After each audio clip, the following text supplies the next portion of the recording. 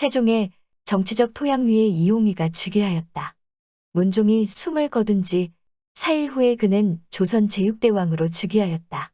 하지만 12살의 소년인 그가 주도적으로 국정 운영을 하기에는 역부족이었다.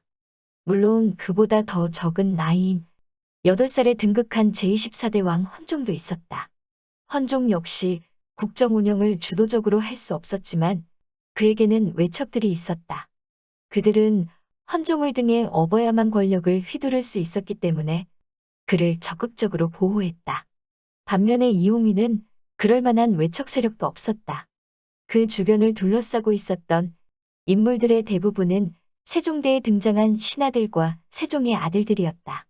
따라서 신하들이 비록 문종대를 거쳤을지라도 그 기간도 세종의 통치 방식이나 정책의 연장선 위에 있었던 것이나 마찬가지였다. 이용휘의 즉위교서에는 신하들과 대군들 간의 갈등을 예고하는 내용이 들어있었다. 그는 1452년 5월 18일 경복궁의 근정문에서 즉위식을 갖고 즉위교서를 발표하였다. 이 즉위교서에는 국정 운영의 지표로 삼을 24개의 항목이 열거되어 있었다.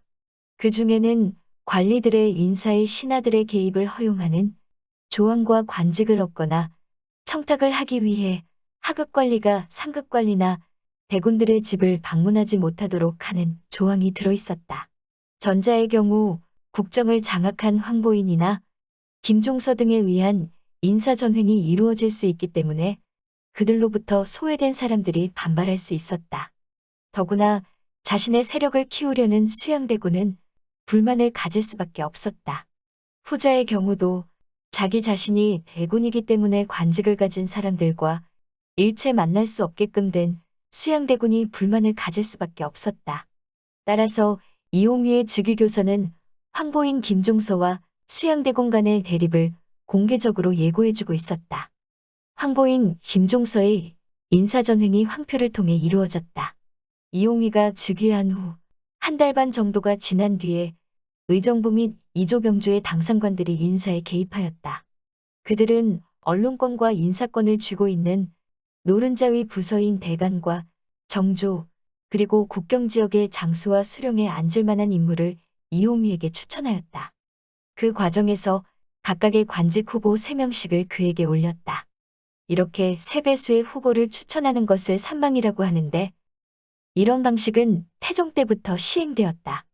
그런데 황보인 김종서가 행한 삼망 방식은 형식에 불과한 것이고 실제로는 1인 추천제와 같았다.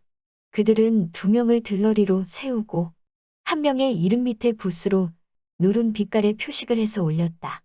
그러면 표식을 한 인물에게 이용휘가 관직을 내려주었다.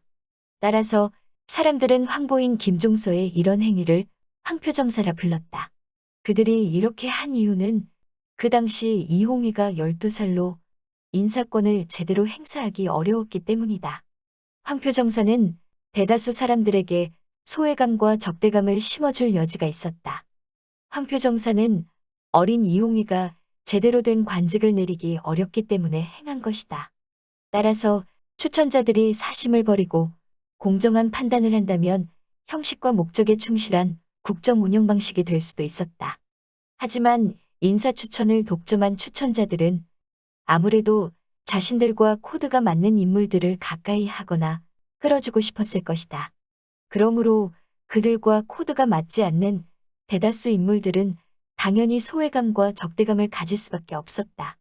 더구나 왕권을 넘보는 야심가로 훗날 제7대 왕이 되는 수양대군의 눈에는 황보인이나 김종서 등이 눈엣 가시처럼 보였을 것이다. 이런 식으로 간다면 점점 그들과 가까운 신하들로 조정이 채워질 것이고 그에 따라 자신의 야심을 달성하기 어려워질 것이라는 생각이 들었기 때문이다. 결국 수양대군은 황보인 김종서가 황표정사를 시작한 뒤 약 1년 조금 지나서 개유정난을 일으켰다. 황보인 김종서가 행한 깊숙한 국정 개입의 정당성은 문종의 유지에서 찾을 수 있다. 야사에는 문종이 승하할 때 세자는 어리고 종실은 강성한 것을 염려하여 황보인 김종서에게 특히 명하여 유명을 받아 어린 임금을 보필하라 하였다. 고 말한다. 여기서 나타나던 문종은 자신의 혈육들을 경계하고 신하들로부터 이용위가 보호받기를 원했던 것이다. 그리고 그것은 유교적 통치 이념에도 맞는 생각이었다. 이렇듯 황보인이나 김종서 등은 문종의 유지를 받들어 수행하였던 고명대신들이었다. 따라서 그들의 행위는 자신들의 독단에 의한 것이 아니고 선왕의 뜻을 따른 것이라고 할 수 있다.